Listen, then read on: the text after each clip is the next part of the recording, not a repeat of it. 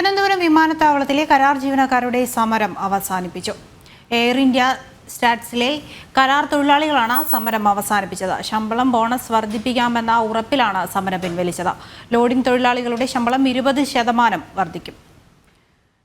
വിവരങ്ങളുമായി തിരുവനന്തപുരത്ത് നിന്ന് രശ്മി കാർത്തികയുണ്ട്. രശ്മി, എന്തൊക്കെയാണ് വിവരങ്ങൾ?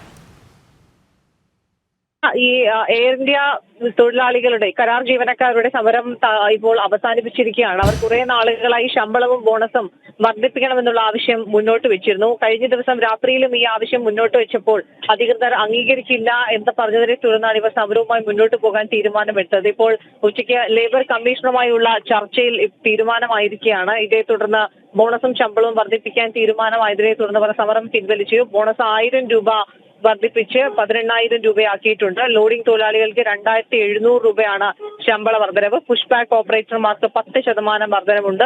പുഷ് ബാക്ക് ഡ്രൈവർമാരുടെ ശമ്പളം ഏകീകരിച്ചിട്ടുണ്ട്. 1,100 രൂപ മുതൽ 2,100 രൂപ വരെയാണ് വർധന ഏകീകരിച്ചിരിക്കുന്നത്. രാവിലെ വലിയ രീതിയിലുള്ള ബുദ്ധിമുട്ടുകൾ ഈ യാത്രക്കാർക്ക് ഉൾപ്പെടെ ഉണ്ടാകുന്ന ഒരു സാഹചര്യം ഉണ്ടായിരുന്നു. കാർഗോ നീക്കവും വിമാനത്താവള സർവീസുകളും താളം തെറ്റിക്കുകയായിരുന്നു. എയർ സർവീസ് കരാർ ജീവനക്കാരുടെ അപ്രതീക്ഷിതമായ സമരം. ഗ്രൗണ്ട് ഹാൻഡ്ലിംഗ് ജീവനക്കാർ സമരം തുടങ്ങിയതോടുകൂടി സർവീസുകൾ 30 മിനിറ്റ് മുതൽ 2.5 മണിക്കൂർ വരെ വൈകുന്ന ഒരു സാഹചര്യം ഉണ്ടായി.